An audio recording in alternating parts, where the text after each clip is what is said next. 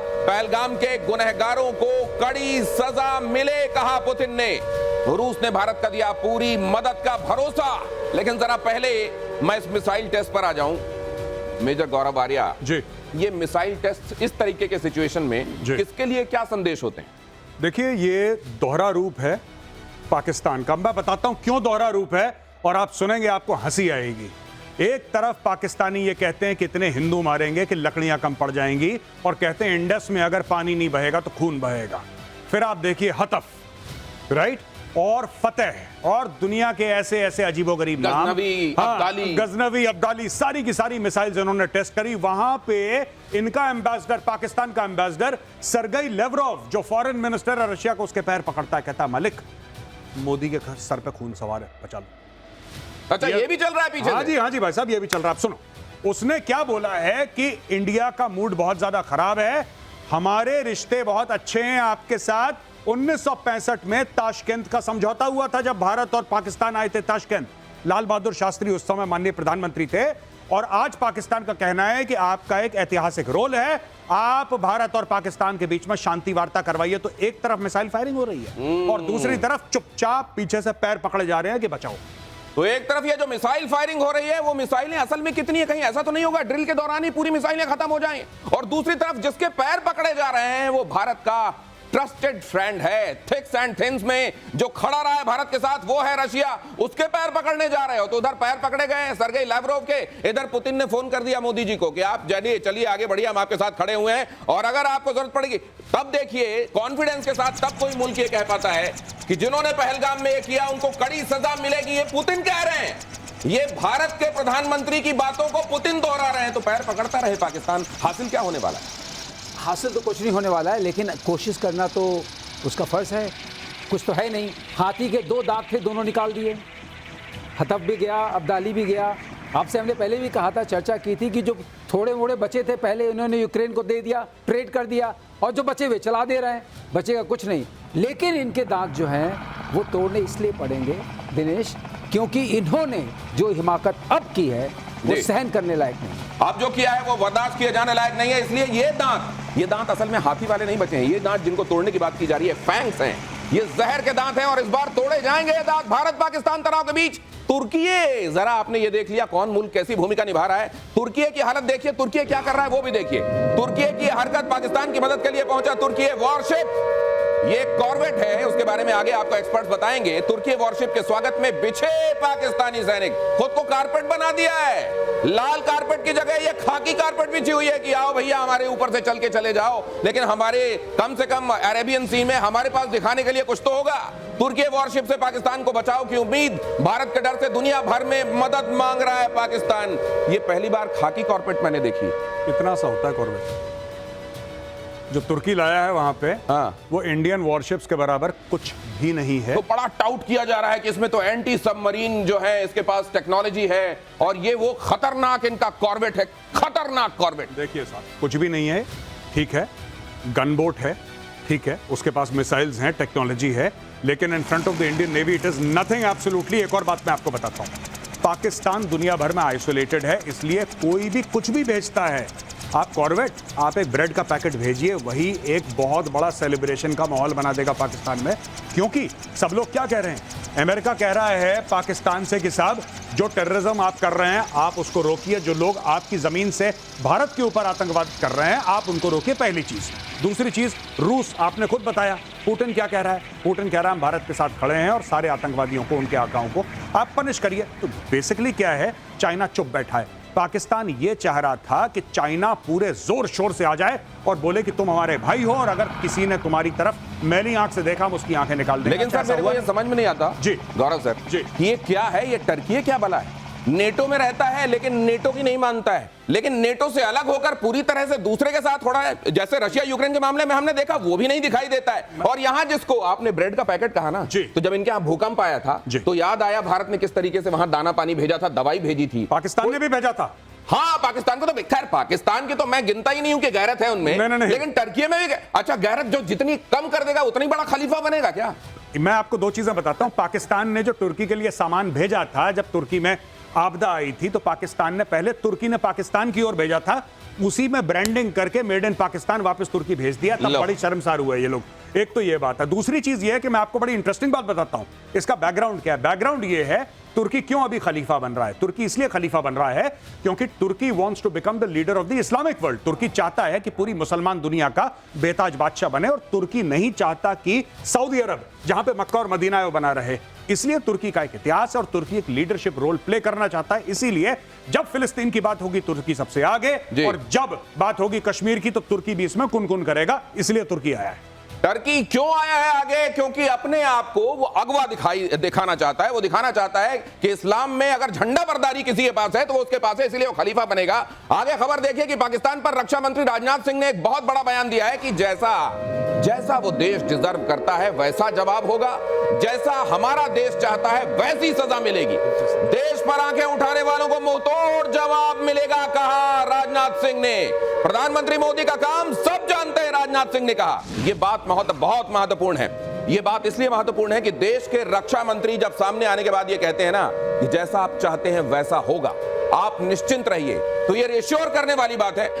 Major गौरव आर्य ने एक बात बहल साहब कही थी कि वो लोग याद रखें कि 71-72 में क्या हुआ था, किस तरीके से लोगों ने जब चाहा था तब नहीं, जब आर्मी ने सही समझा था तब स्ट्राइक हुई थी और पनाह मांग गए थे पाकिस्तानी। इस बार भी ऐसे ही होने वाला है। बिल्कुल सही कह रहे हैं। जनरल मानेक शाह ने जब तब कहा था कि मुझे 6 महीने का समय चाहिए, तो 6 महीने का समय उनको मिला। हम प्रॉपर्ली तैयारी करके गए और 93,000 ट्रूप्स ने सरेंडर किया। हिस्ट्री की एक बहुत बड़ी अचीवमेंट थी। लेकिन इस बार हमारी पूरी की पूरी पॉलिटिकल अवाम जो है, देश की जनता और मिलिट्री, सब एक ही गोल पे है कि अब इसके बाद आतंकवाद का टूल पाकिस्तान कभी यूज नहीं कर पाएगा। इसीलिए हमको वेट कर रहे हैं, हम वेट कर रहे हैं कि सही समय पे सही समय पर सही मोड, सही समय पर सही कदम। लेकिन क्यों? क्योंकि इस समय जो कहा जा रहा है ना, उसके कूटनीतिक मायने भी हैं। अभी कुछ दिनों पहले एक स्टेटमेंट मैंने आपके सामने रखा था जिसमें जयशंकर प्रसाद का जो ट्वीट था वो अपने समकक्ष के साथ बातचीत के बाद था, जो उन्होंने अमेरिका में अपने समकक्ष से की थी। अमेरिका की तरफ से जो कहा गया वो लिखा गया कि हमारे बीच में बातचीत हुई, उसके बाद फुल स्टॉप था।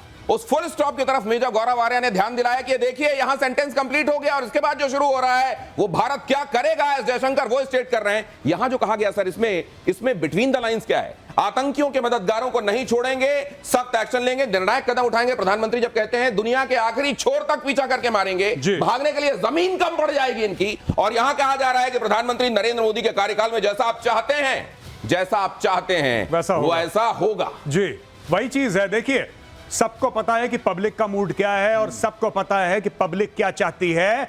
आप इंडस वाटर ट्रीटी की बात करेंगे, आप बोलेंगे कि सब टेलीविजन से पाकिस्तानियों को बैन कर दो, आप बोलेंगे इंपोर्ट एक्सपोर्ट खत्म कर दो, ये बंद कर दो। लेकिन ये तो अचार है साहब, ये पापड़ है, ये सलाद है। असली खाना कहां है? असली खाना ये है, असली खाना ये है। स्टार्टर्स हैं, ये अचार पापड़ सलाद। शुरू में कुछ सलाद खा लीजिए, उसके बाद आप देखिए क्या मिलने वाला है। अभी वो चपत की चपाती जब आएगी तब आपको आनंद आएगा। जरा देखिए, नई दिल्ली दोस्त की तलाश कर रही है, ना कि ज्ञान। यूरोपियन यूनियन को बहुत जरूरी था ये आईना दिखाना। एस जयशंकर ने कहा we don't want preachers, we want friends. इसका मतलब क्या है? ये क्यों कहा गया है? ये जो कहा गया है, दिल्ली दोस्त चाहती है, भाषण देने वाले नहीं। और हर समय ईयू, आपने देखा जब भारत तेल खरीद रहा था रूस से, तब जब रूस के ऊपर सैंक्शन लगे थे, आज भी लगे हैं, तब यही यूरोपियन यूनियन जिसने बोला साहब आप तो रूस को पैसा दे रहे हैं कि यूक्रेन के साथ जंग लड़े, तब भी इन्होंने कॉल आउट करा था। डॉक्टर एस जयशंकर ने बोला था कि भाई साहब भारत को जिससे तेल खरीदना होगा भारत खरीदेगा, आपकी नसीहत की आवश्यकता नहीं है। आज वही चीज कह रहे हैं कि भैया सुनो, अगर तुम हमारे साथ खड़े हो तो बताओ, नहीं खड़े तो प्लीज शट अप, ज्ञान देने की जरूरत नहीं है। अपना काम करो, फिर हमको मालूम है हमारे देश की संप्रभुता की सुरक्षा के लिए, एकता और अखंडता बरकरार रखने के लिए हमको क्या करना है। पीएम मोदी से रक्षा सचिव ने की मुलाकात, सुरक्षा हालात और तैयारियों को लेकर चर्चा। यह अहम खबर फ्लैश कीजिए। पीएम मोदी को लगातार सैन्य तैयारियों की ब्रीफिंग दी जा रही है। नेवल चीफ से मुलाकात, एयर चीफ से मुलाकात, और ये तीसरी मुलाकात 2 दिनों के भीतर जो आप देख रहे हैं। और इसके पहले कितनी सारी मुलाकातें हुई हैं, एक के बाद दूसरी हो रही है मीटिंग्स। असल में किसी एक बड़ी स्ट्रैटेजी को फेज वाइज हर ऑर्गन के साथ जो उसको अंजाम देने वाला है, सिनर्जी में कैसे किया जाएगा, ये डिस्कस किया जा रहा है या कुछ और हो सकता है? बैल साहब, बिल्कुल लेवल ऑफ प्रिपरेशन तो ये देख ही रहे हैं, रिव्यू कर रहे हैं, ऑपरेशनल स्टेटस को रिव्यू कर रहे हैं, साथ साथ में जो हमारी क्रिटिकल डेफिशिएंसीज है उसको भी दूर करने की कोशिश करें। आप देखिए, इगला 1S की अभी लिया गया है और रूस ने हमारी मदद की है। और दूसरी बड़ी अहम बात आती है कि जो डिफेंस सेक्रेटरी को आज बुलाया है, इस वजह से बुलाया है कि कोई भी ऐसी क्रिटिकल प्रोक्योरमेंट है जो हमको जल्दी से करनी है या इंटीग्रेशन में कोई इशू है तो उसको आज सॉल्व करें हम। अगर कोई कमी है इंटीग्रेशन में किसी तरह के, अगर कोई इश्यूज हैं, लेकिन मैं ये जानना चाहता हूं जब ये मीटिंग्स हो रही हैं 16-17 दिनों से रत जगह हो रहा होगा कि नहीं पाकिस्तान में? क्योंकि वहां तो यहां पे परिंदा भी अगर उड़ता है तो उसके बायने निकाले जाते हैं और उस तरीके से अपने यहां पे हरकतें कर दी जाती हैं। क्या हो रहा होगा वहां? Dinesh, whole of nation approach चल रही है, होल ऑफ नेशन अप्रोच चल रही है। जो भी प्लान्स हैं, हमारे प्रोसीजर्स हैं, एसओपीज हैं, उनको होन करके बार बार प्रेजेंट किया जा रहा है, क्योंकि एस्केलेशन लैडर को इस वक्त पूरा स्टडी किया जा रहा है। बार बार धमकी आ रही थी उस तरफ से, हमने पौवे नहीं रखे हैं तो तुमने पौवे नहीं रखे हैं तो हमने भी किलो और टन नहीं रखे हुए हैं।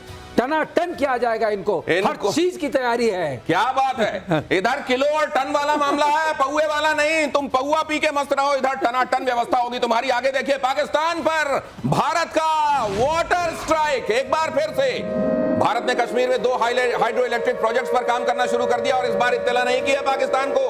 पहले वो जो संधि कहती थी कि आप बता दिया करिए, अब तो वो भी नहीं है, सस्पेंडेड है। 1987 में सलाल बांध और 2008 में बने बगलिहार बांध बनने के बाद दोनों प्रोजेक्ट्स पर पहली बार काम किया जा रहा है। वहीं भारत ने चिनाब नदी का पानी रोका, जम्मू में बगलिहार डैम के सभी गेट बंद किए, जल्दी किशनगंगा डैम के सारे गेट होंगे बंद। अगले 1 से 2 दिन में पाकिस्तान में पानी की त्राही होने वाली है। कभी इतना खोल देते हैं कि वो बहे जा रहे हैं, कभी ऐसे चूड़ी टाइट हो रही है कि एक एक बूंद नहीं मिल रहा है और इसकी कोई इंफॉर्मेशन भी नहीं दी जा रही है उनको। नहीं, इंफॉर्मेशन पाकिस्तान को भी भारतीय मीडिया से मिली। अब मैं आपको बताता हूं, 4-4.5 साल पहले जब सीज फायर नहीं हुआ था, यही नीलम झेलम डैम पे ये लोग बोफोर्स मार रहे थे, उसके बगल में बोफोर्स के शेल गिर रहे थे। फिर बोला कि साहब सीज फायर करो, ये बहुत ज्यादा आक्रामक हो गई भारतीय सेना, तो वो सब कर दिया बंद। आज की तारीख में दिनेश, ये जो आप कह रहे हो ना बगलियार डैम का, और ये सब बंद कर दिया, ये डायरेक्टली पाकिस्तान को जो खाना खिलाने वाला जो पाकिस्तान का पंजाब क्षेत्र है, जहां पे उपजाऊ जमीन है, देखिए सिंध की जमीन उपजाऊ नहीं है, आप ये पानी रोक रहे हैं,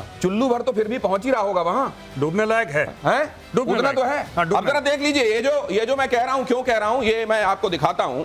यहां पर ये जरा समझना जरूरी है और अब आप आ जाएं जरा अपने पॉइंटर के साथ मेजर आर्या। ये देखिए जरा, यहां पर फ्लैश कीजिए, ये वो जगह है जहां से पाकिस्तान के लिए पानी जाता है। जरा देखिए, सिंधु, चिनाब और झेलम, ये जो 3 पूर्वी नदियां हैं, पश्चिमी नदियां आप जानते हैं भारत के लिए हैं, लेकिन जो पूर्वी नदियां पहले पाकिस्तान को वहां के खेतों की प्यास बुझाती रही हैं, अब प्यासे रहेंगे वो। और ये जो है देखिए, सिंधु ऊपर आपको दिखाई दे रही है। अभी जो काम किया जा रहा है वो झेलम और चिनाब पर किया जा रहा है। क्यों किया जा रहा है, सिंधु उतनी चर्चा में क्यों नहीं है, ये भी मेजर आर्या बताएंगे आपको। लेकिन फिलहाल क्या हो रहा है, ये देखिए, ये है चिनाब।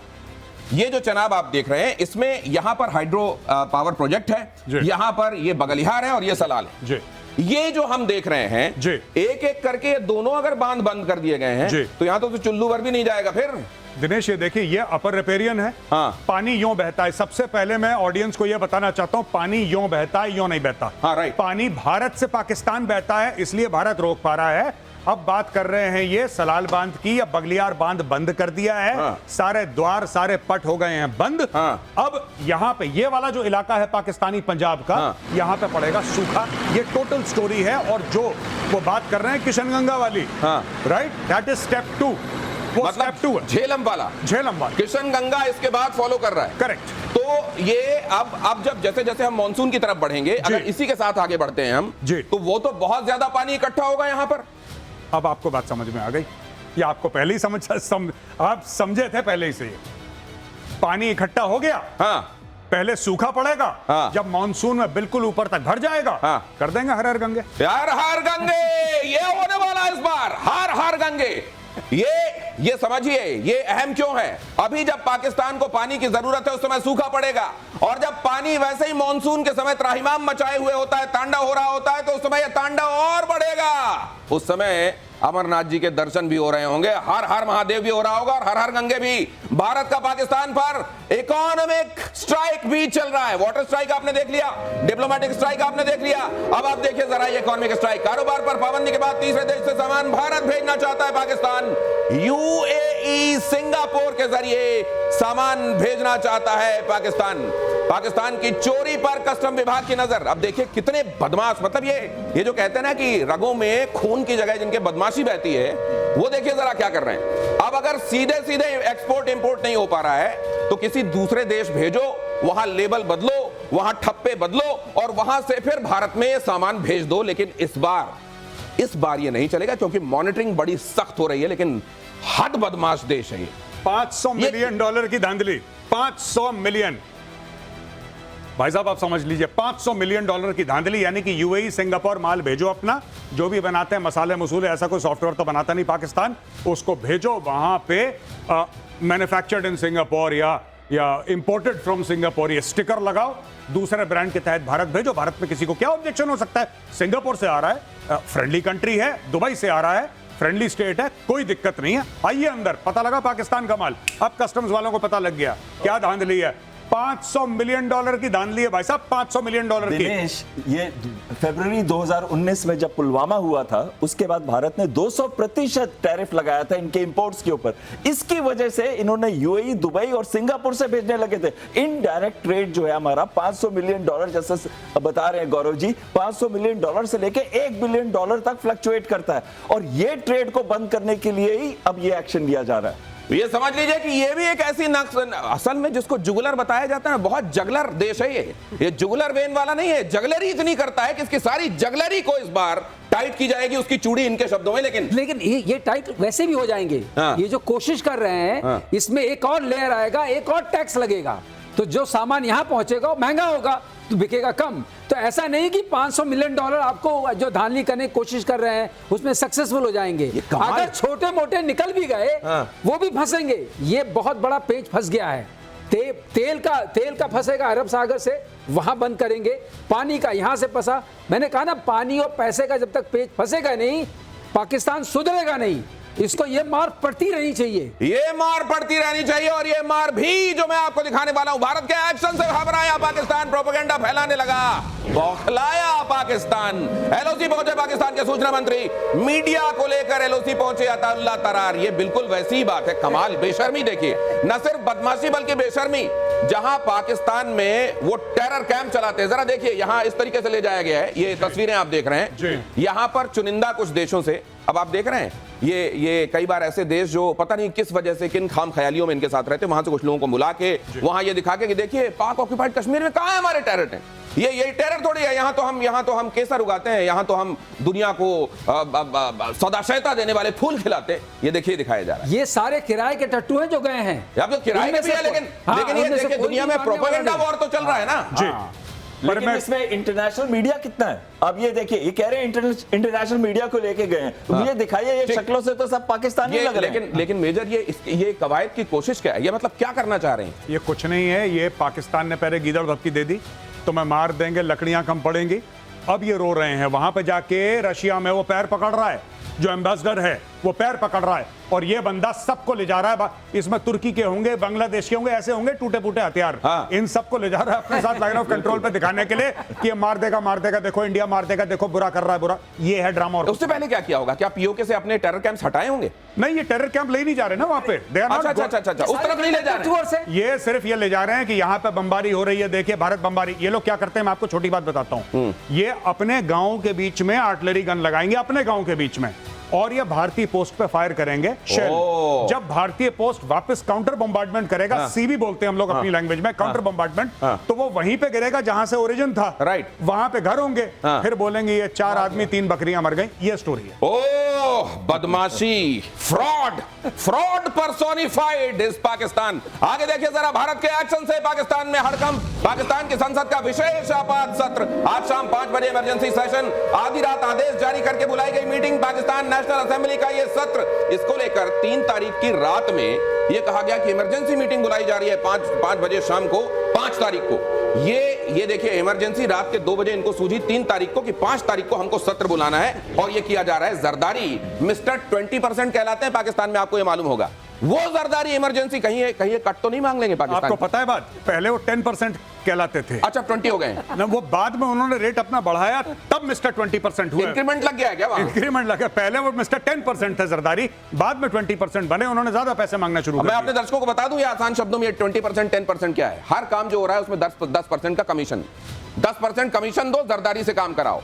अब 20% कमीशन दो, जरदारी से काम कराओ, और आज हो रही इमरजेंसी मीटिंग, इमरजेंसी में हो सकता है इमरजेंसी वाला एक फैक्टर और जुड़ जाए, ये 25% हो जाए।